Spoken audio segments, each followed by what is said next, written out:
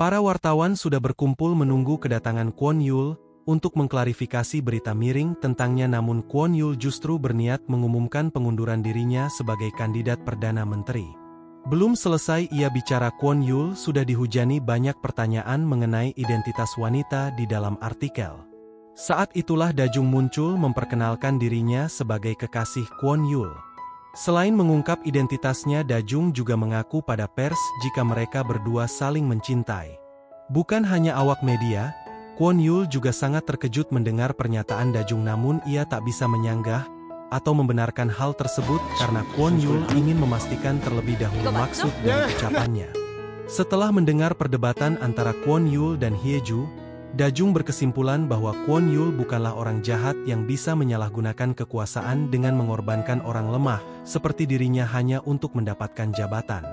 Penilaian itulah yang membuat Dajung memutuskan untuk membantu Kwon Yul sesuai arahan In-ho. Kwon Yul sangat keberatan dengan kebohongan yang diciptakan oleh In-ho karena tak sesuai dengan prinsip hidupnya yang selalu menjunjung tinggi kejujuran. Bukan hanya Kwon Yul yang keberatan, Hyeju pun marah dan menampar In-ho karena ide gilanya. 고마워요. In-ho berusaha meyakinkan Kwon Yul jika ia juga harus memikirkan nasib para staf yang sudah memperjuangkan dan mensupport Kwon Yul untuk sampai di posisinya saat ini. Setelah memikirkannya sepanjang malam, pada akhirnya Kwon Yul menyetujui hubungan palsu tersebut, namun ia menegaskan bahwa hubungan mereka hanya sampai dirinya dilantik menjadi Perdana Menteri. Ia memerintahkan pada mereka untuk menjaga rahasia hubungan palsu ini. 그럼 그래. 마음에 안 드는 상황이지만 받아들이겠어. Kedua rekan Dajung di kantor Skandal News tak percaya dengan pemberitaan itu dan curiga adanya kebohongan. Dajung berusaha meyakinkan mereka dengan cerita karangannya ketika dua rekannya menginterogasinya mengenai awal mula kisah cinta mereka terjalin. Mereka juga meminta Kwon Yul datang menjemput Dajung untuk membuktikan hubungan keduanya. Berkali-kali Dajung berusaha menghubungi Kwon Yul, namun karena ia tak mengenal nomor Dajung ia pun mengabaikannya. Dajung hanya bisa membisu karena khawatir kebohongannya akan terbongkar. Tak disangka tiba-tiba Kwon Yul benar-benar muncul di hadapan mereka dan segera merangkul Dajung dalam pelukannya dan membawanya pergi. Kwon Yul bahkan membawa Dajung memasuki sebuah hotel untuk lebih meyakinkan kedua rekan Dajung yang membuntuti perjalanan keduanya. 아까 말한 호텔로 가. 총무님, 이건 오바 아닌가요? 우리가 이렇게까지 연기할 필요는 없다고 보는데. 먹을 거 없어. 총무님! 그게 아니라고요, 총무님! 왜 이러세요, 진짜? Bukan hanya di kantor, para wartawan juga berkumpul di depan rumah Kwon Yul sehingga mengganggu aktivitas keluarganya. Kwon Puri yang merupakan putri kedua Kwon Yul sangat kesal karena tidak bisa merayakan hari ulang tahunnya bersama teman-temannya.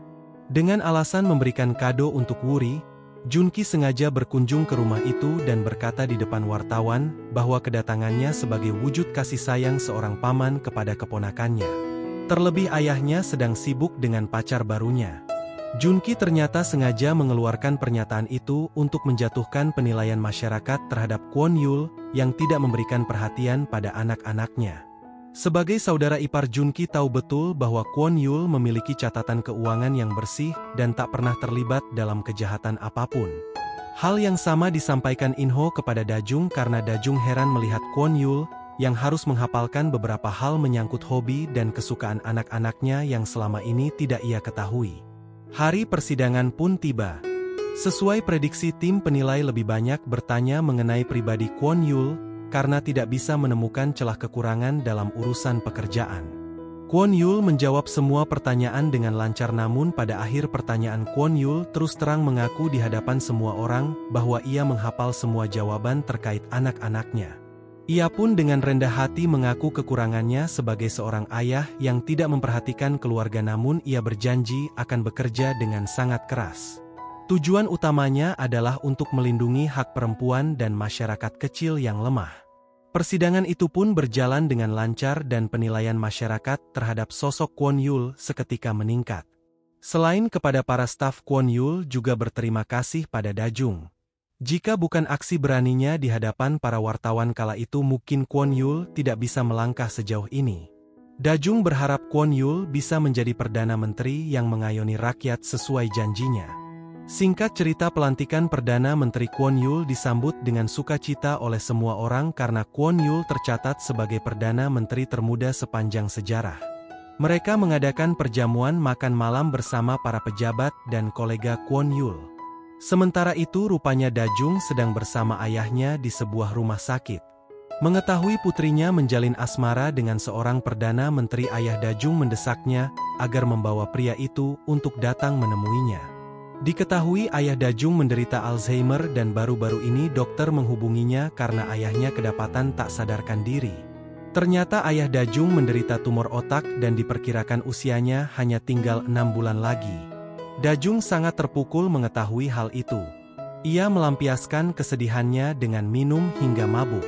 Polisi menghubungi Kwon Yul dan mengabarkan bahwa kekasihnya tergeletak di tengah jalan dalam keadaan mabuk berat. Meskipun tak mengerti dengan maksud petugas namun Kwon Yul tetap datang ke kantor polisi untuk memastikannya. Ia sangat terkejut ketika melihat Dajung benar ada di sana. Dengan terpaksa ia membawa Dajung pergi dari tempat itu. Dalam keadaan mabuk Dajung meminta Kwon Yul untuk menikahinya. Ia bahkan memohon sembari bersimpuh pada Kwon Yul. 정인님, 저랑 진짜로 결혼해 주시면 안 돼요?